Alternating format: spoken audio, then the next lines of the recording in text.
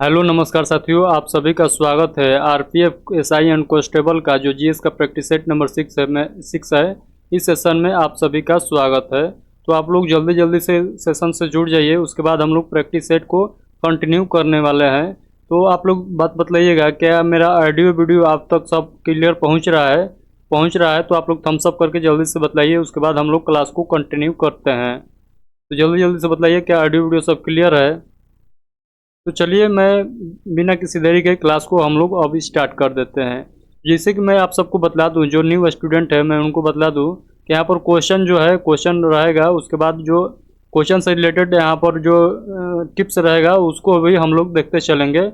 जो पॉइंट रहेगा उसको भी हम लोग विश्लेषण करते चलेंगे। तो एक क्वेश्चन रहेगा, उस पर कम से कम 5-6 क्वेश्चन बनेगा। तो आप लोग वीडियो को पूरा स्टेप बाय स्टेप देखते चलिए।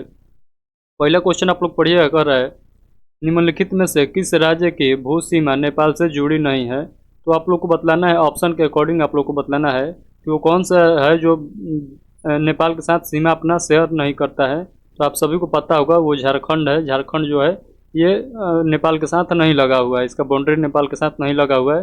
जबकि बिहार, उत्तराखंड, पश्चिम बंगाल का सबका सीमा जो है नेपाल के साथ लगा हुआ है। तो आप लोग बतलाइएगा नेपाल के साथ किस किस राज्य का, देखिए यहाँ पर लिखा भी है।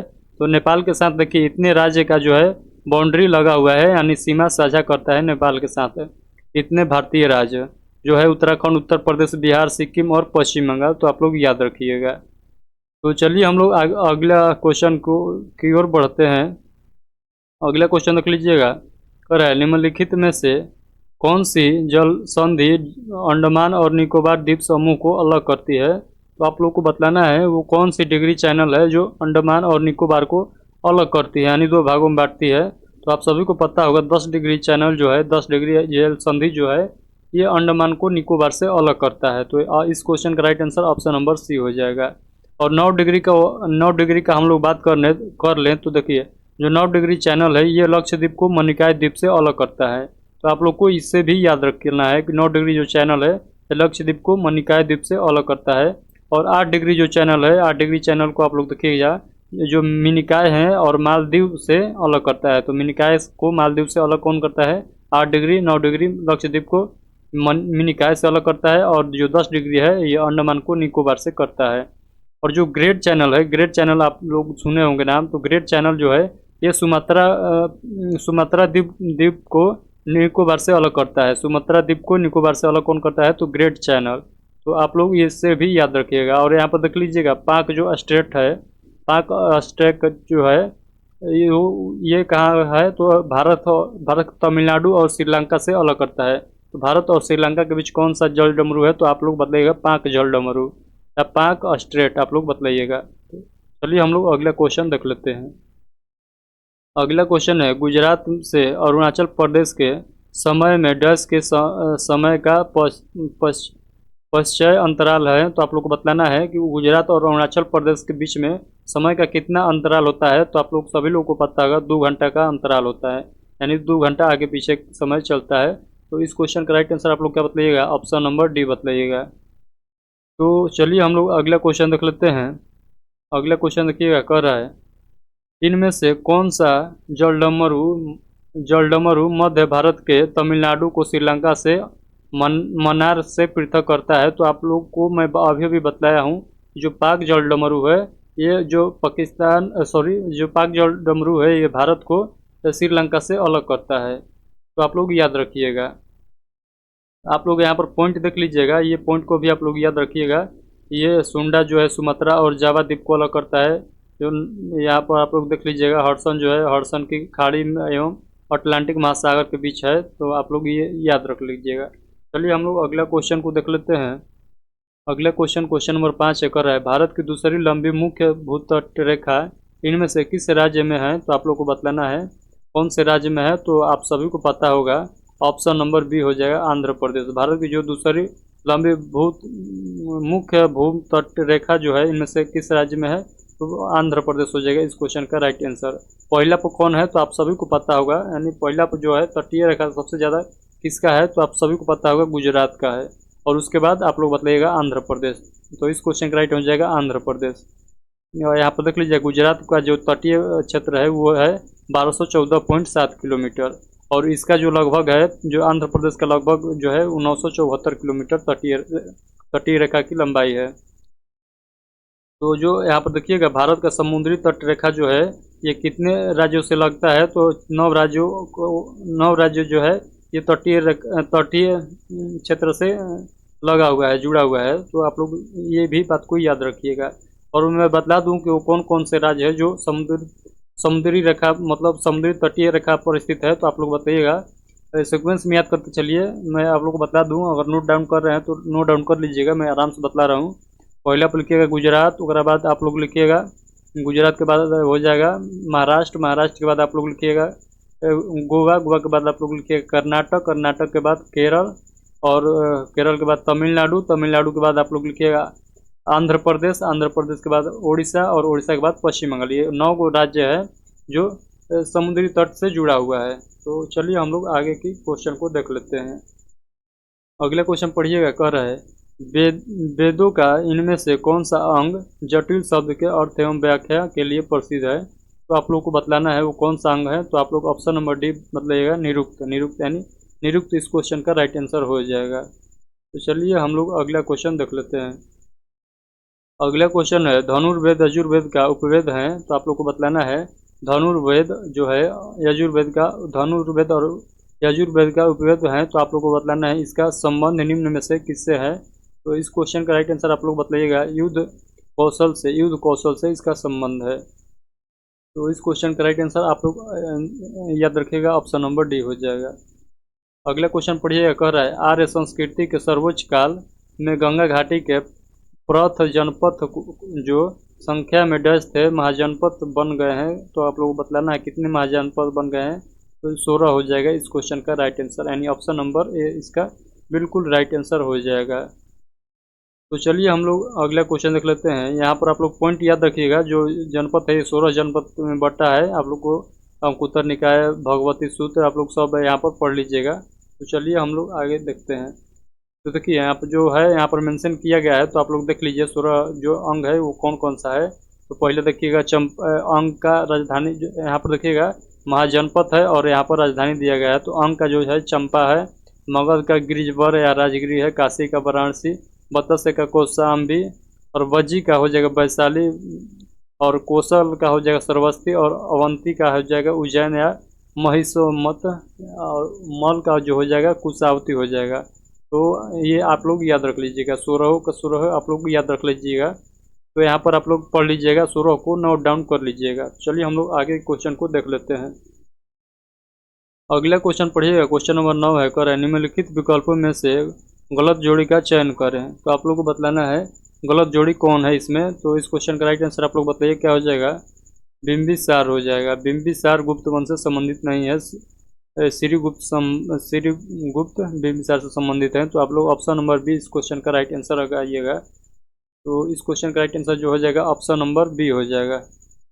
चलिए हम लोग अगला क्वेश्चन देख लेते हैं। अगला क्वेश्चन देखिए कर रहा है 19वीं शताब्दी में निर्मित अजमेर का सोनीजी की नसिया मंदिर डैश को समर्पित है। तो आप लोगों को बतलाना है जो मंदिर है किसको समर्पित है। तो भगवान ऋषभ देव के लिए समर्पित है। तो इस क्वेश्चन का राइट आंसर आप लोग क्या लगाइएगा, ऑप्शन नंबर ए लगाइएगा। चलिए अगला क्वेश्चन देख लेते हैं। अगला क्वेश्चन कर रहा है महाराष्ट्र और गुजरात राज्यों का गठन डैश में हुआ था। आप लोग को बतलाना है महाराष्ट्र और गुजरात का राज्य का जो गठन हुआ था किस वर्ष हुआ था। तो आप सभी को पता होगा 1960 में हुआ था महाराष्ट्र और गुजरात का यहाँ पर गठन हुआ था। तो इस क्वेश्चन का राइट आंसर आप लोग ऑप्शन नंबर ए याद रखिएगा। तो चलिए हम लोग अगला क्वेश्चन देख लीजिए। यहाँ पर जो है मेघालय, मणिपुर और त्रिपुरा का जो गठन हुआ था तीनों राज्यों का 1972 में हुआ था। और जो नागालैंड हरियाणा का हुआ था ये 1963 और 1966 में हुआ था। हिमाचल प्रदेश का 1971 में गठन हुआ था। और 22वां संविधान संशोधन द्वारा सिक्किम को जोड़ा गया भारत में, 22वां राज्य का दर्जा दिया गया सिक्किम को। 35वां संविधान संशोधन द्वारा सह राज्य का दर्जा दिया गया, और 36वां संविधान संशोधन द्वारा पूर्ण राज्य का दर्जा दिया गया सिक्किम को। तो ये बात भी आप लोग याद रखिएगा। अगला है यहाँ पर देख लीजिएगा जो 23 नंबर का जो राज्य बना वो मिजोरम था, और 24 नंबर अरुणाचल प्रदेश और 25 नंबर का गोवा बना। जो जिसका तीनों का स्थापना जो है 1987 में हुआ था। तो जो गोवा बना था राज्य, ये 56वां संविधान संशोधन 1987 के तहत बना था। तो 25वां राज्य का दर्जा इसको दिया गया था, गोवा को।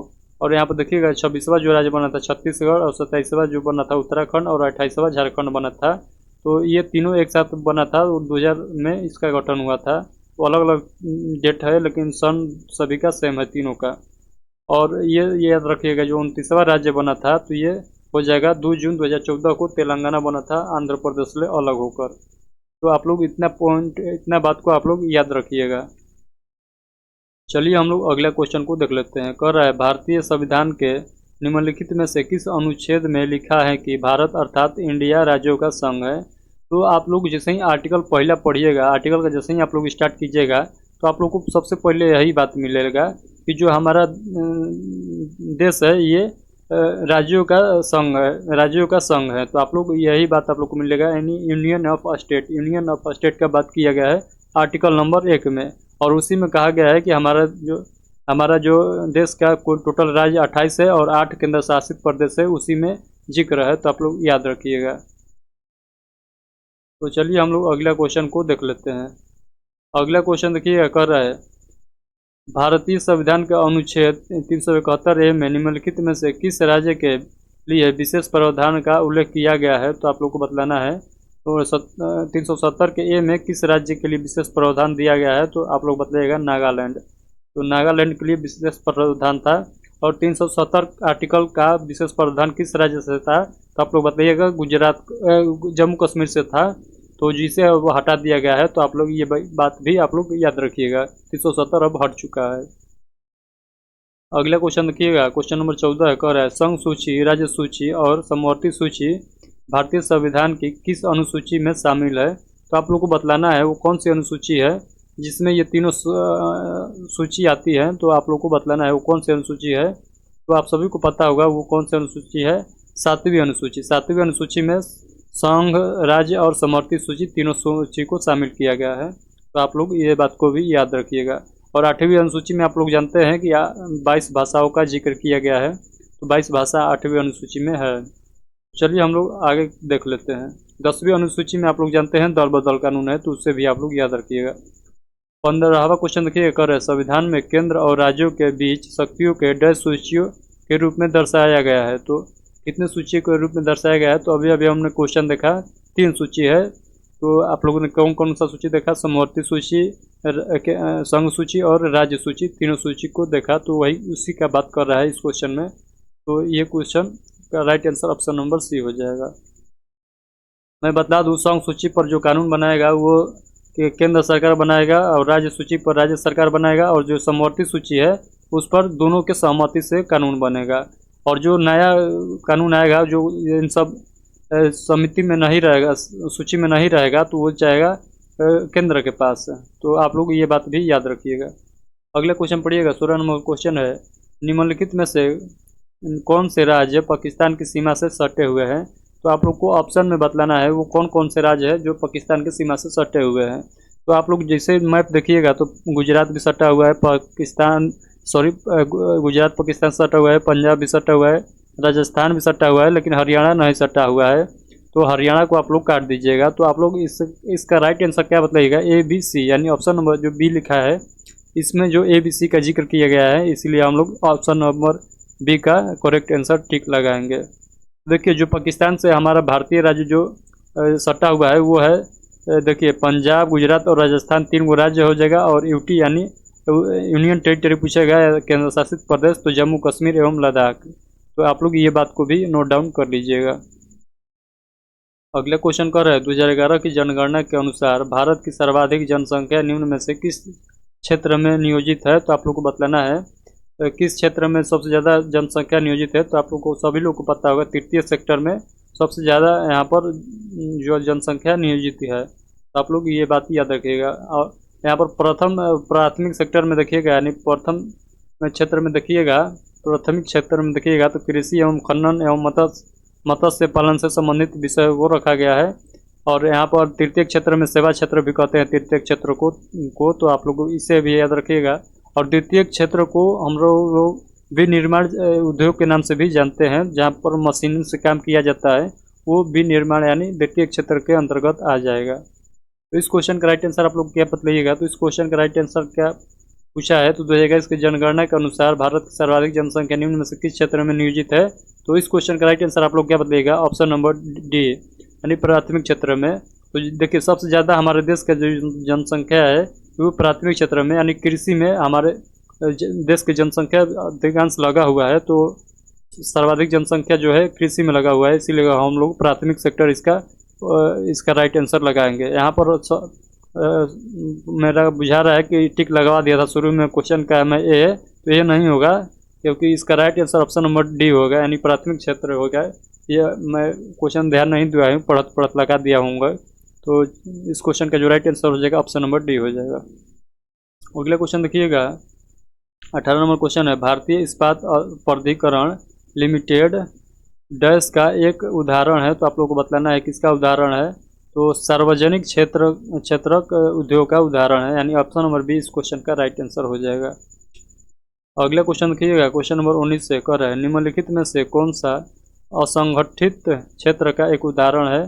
तो ये खेती जो है ये असंगठित क्षेत्र का उदाहरण है। असंगठित क्षेत्र का उदाहरण सरकार के पास पंजीकृत नहीं है, इसीलिए इसे असंगठित कहते हैं।